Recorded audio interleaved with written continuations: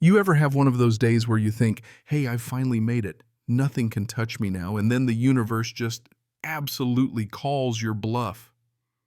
Yeah, that was me, the morning the cops showed up at my lake.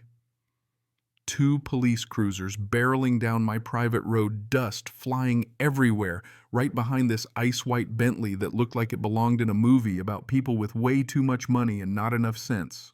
All because I decided to float a houseboat I spent 2 years building by hand on my own lake. You can't make this stuff up. And out steps Victoria Sterling, our HOA president, in this blinding white pantsuit, hair and makeup perfect, looking at my masterpiece like I'd set the place on fire. She points at my houseboat, my pride and joy built with my own two hands, and shrieks, "Arrest him for aesthetic terrorism." I actually had to bite my cheek not to laugh, which didn't help my case.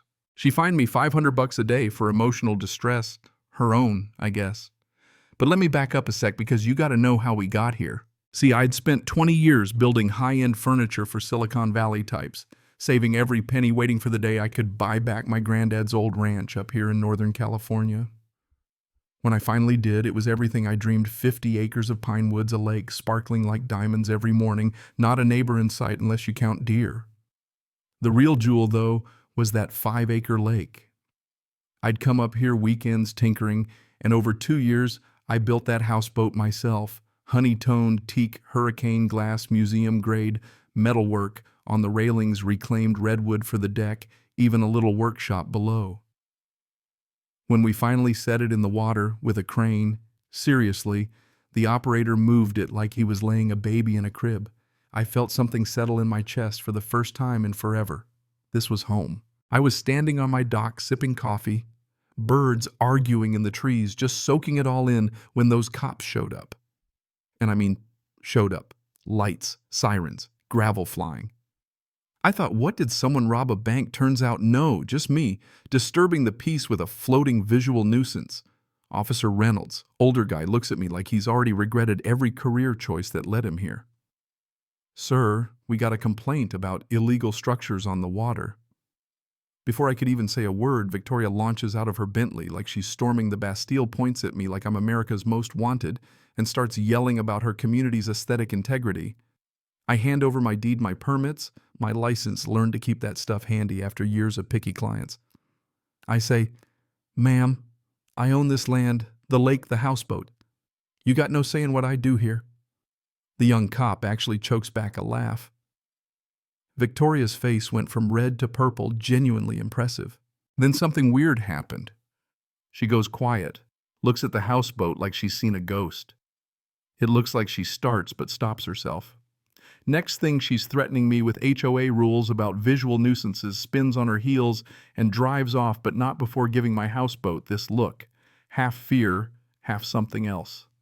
Reynolds hands my papers back, shrugs, says sorry. But the young cop gives me a heads up. That's Victoria Sterling. Runs Lakeshore Estates, HOA in Sterling Marina next door. Lost her husband in a boating accident 5 years back. Just watch your back. So I do what any rational person would: I Google her. Turns out the real story isn't about houseboats. It's about a woman losing her grip on a sinking business. Sterling Marina. $2 million in debt, foreclosure looming. She's refused every offer to sell, even for $3 million cash. Court records, property assessments, the work she's been using her HOA position to prop up the marina. Suddenly her crusade against my houseboat made sense. She's desperate, and desperate people need a villain. Lucky me. Next morning, I wake up to a $500 fine slipped under my door, signed by Victoria herself, and a handwritten note. "This is your final warning. I will not let history repeat itself. Remove it or face the consequences." History. What history?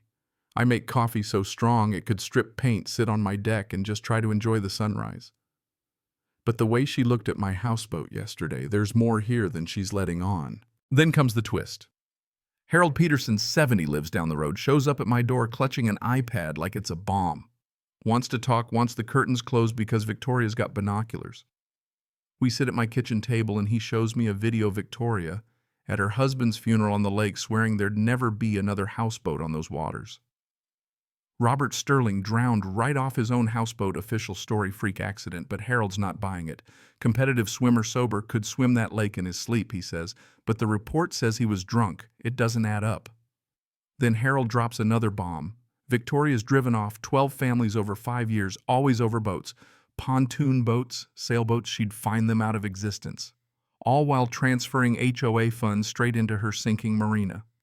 Harold's grandson works at the local bank, saw the foreclosure notice. Victoria's got 7 days left. You know what I mean? The pieces are all clicking into place. She's not fighting me, she's fighting the tide. And me and my houseboat are just the nearest sandbag. So I call Tom, my lawyer, good man, sharp as a tack. You think you can snag Sterling Marina if it goes to auction? He tells me if I can wire cash, I might have a shot.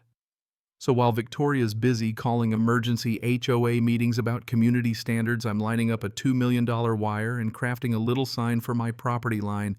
Positive property, beautiful houseboat included. Have a blessed day, with solar lights just for her. The night of the big HOA meeting, I'm in the back of the room, laptop ready, wire transfer page open. The place is packed, folks, who'd all felt Victoria's wrath. She marches in purple power suit, eyes like daggers, and launches into a slideshow of my houseboat, calls it emotional distress, proposes doubling the fine, wants a ban on all boats. Margaret Chen, bless her, pipes up. But isn't that his private lake? Victoria gives her a death glare. I get a text from Tom Bank ready. Need confirmation in 10. I stand up, apologize to the room, say I never meant to upset anyone, especially given Victoria's loss, but then slide in. By the way, maintaining a marina must be tough. Huh, Victoria? She's caught off guard, admits it's her husband's legacy. Then boom wire goes through 2.1 million. I wait for the perfect moment. Excuse me, everyone. Before you vote on my houseboat, just wanted to let you know I now own Sterling Marina. Closed the deal 60 seconds ago. The place goes nuts, phones out, people cheering, some in shock. Victoria's face, sheer disbelief. Then this color you only see on fire trucks. She tries to say it's impossible, but I show the wire confirmation on the projector. Then Harold, the real MVP, hooks up his phone and shows years of HOA funds funneled into Victoria's business. It's chaos then. Right on cue, detectives walk in. Victoria Sterling, you're under arrest for embezzlement, fraud, and breach of fiduciary duty. The room goes dead silent. Victoria cracks, starts rambling about her husband's secrets, how I'm trying to destroy her. She basically admits to hiding the truth about Robert's death. Cops haul her out, and for the first time in years, the room feels lighter. Margaret calls for a vote, no confidence in Victoria as president. It's unanimous. Folks are crying, laughing, calling their families. I'm sitting there stunned. I just spent $2 million and ended a reign of terror. But all I can think about is Victoria's final words, that Marina has secrets. When you find them, you'll wish you'd never set foot on that property. Gives you chills, right? Next morning, I'm walking the docks of what I just renamed Freedom Bay Marina. 30 boat slips, empty office, sun glinting off the water. By 9, there's a line of people out the door, families driven out by Victoria wanting their slips back, hugging me, some in tears. Feels like a wake and a rebirth all at once. Harold shows up at noon, folder under his arm, sits me down, says, "Look, Robert, Sterling was drowning in debt, borrowing from the HOA. A month before he died, he wanted to sell Victoria, freaked. Night he died. The whole marina heard them fighting. Next thing, she's calling 911. Official report says he was drunk, but Harold saw him that day. Sober, tired, but sober. Life insurance paid out. She poured it into the marina. After his death, she got even more ruthless, squeezing everyone, banning boats, just trying to hang on. And she'd taken out extra policies on Robert, millions in potential payout. The police wouldn't listen. She was too connected. It hits me, this wasn't just power or pride, it was survival. Victoria built a kingdom on borrowed money and fear, and the minute I set my houseboat afloat, I became her reckoning. Now the secrets are out, embezzlement, lies, maybe more, and the community gets a second chance. I invite back the 12 families she drove off free docking for a year. People are laughing, hugging, making plans. Harold's grandson uploads the HOA meeting video and it goes viral. Never too old to stand up to bullies starts trending.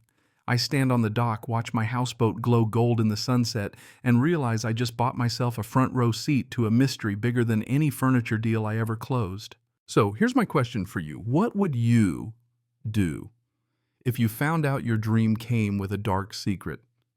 Comment your take on justice power or just how wild HOAs can get. Because if there's one thing I've learned, it's that karma's got a mean right hook, and sometimes the best revenge is just letting the truth shine. Peace out, and don't ever let anyone fine you for floating your dreams.